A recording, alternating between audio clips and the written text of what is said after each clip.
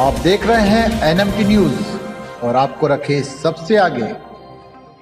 BJP के नेतृत्व वाली महायुति में सीटों को लेकर महाभारत इतनी जोर से जारी है कि मुख्यमंत्री एकनाथ शिंदे अपनी पार्टी के उम्मीदवारों की पहली सूची में न तो अपने बेटे डॉक्टर श्रीकांत शिंदे का नाम घोषित कर पाए और न ही अपनी गृहनगर ठाणे की सीट से अपना उम्मीदवार घोषित कर पाए हैं।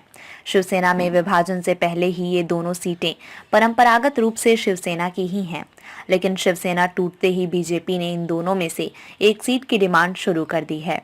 अब महाराष्ट्र के मुख्यमंत्री एकनाथ शिंदे को समझ नहीं आ रहा है कि वो किसे रखें और किसे छोड़ें। कल्याण में भीतर घात का खतरा। कल्याण डोंबिवली में श्रीकांत शिंदे को इस बार बीजेपी से भीतर घात का खतरा है। बीजेपी के नेता भले ही ऊपर ऊपर श्रीकांत शिंदे के साथ होने का दावा कर रहे हैं, लेकिन बीजेपी विधायक गणपत गायकवाड़ के पुलिस स्टेशन में फायरिंग प्रकरण के बाद बीजेपी कार्यकर्ताओं का बड़ा वर्ग अंदर ही अंदर श्रीकांत शिंदे के खिलाफ काम कर रहा है। इधर मनसे का रुख भी श्रीकांत शिंदे को लेकर अब तक बहुत सकारात्मक नहीं है।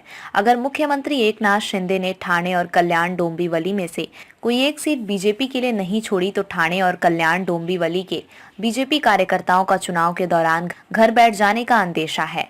थाने में भी पेंच। अगर थाने की बात करें तो वो शिवसेना का मुंबई से भी पुराना गढ़ है।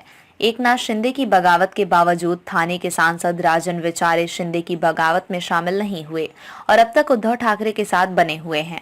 उद्धव ठाकरे ने उन्हें इस बार भी अपना उम्मीदवार घोषित कर दिया है। वे तीसरी बार लोकसभा का चुनाव लड़ रहे हैं। थाने में उनका प्रचार जोर शोर से चल रहा है। वहीं शिंदे अब तक अपना उम्मीदवार भी घोषित नहीं कर पाए हैं, क्योंकि बीजेपी दावा छोड़ने को तैयार नहीं है। थाने में बीजेपी के 3 विधायक हैं, एक निर्दलीय विधायक का बीजेपी को समर्थन है।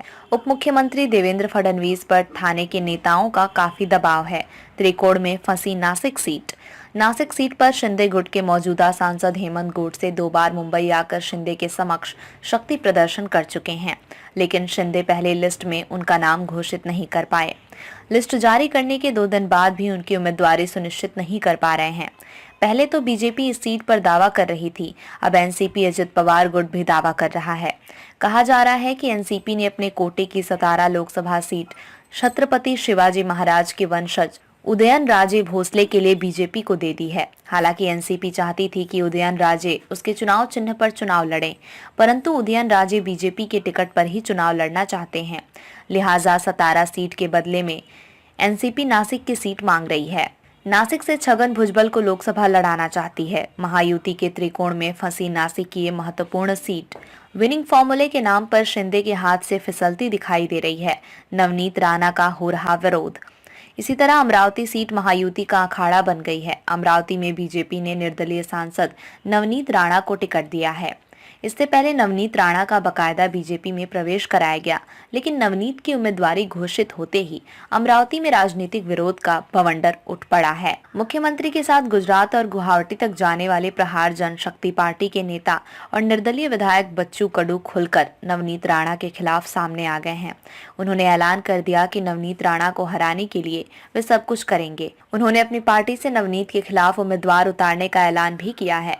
उन्होंने कहा है कि इसके लिए अगर उन्हें महायुति का साथ छोड़ना पड़े तो भी वे तैयार हैं। इधर मुख्यमंत्री एकनाथ शिंदे के साथ शिवसेना छोड़ने वाले अमरावती के पूर्व शिवसेना सांसद आनंदराव अडसूल और उनके पुत्र अभिजीत अडसूल भी नवनीत राणा के खिलाफ हैं।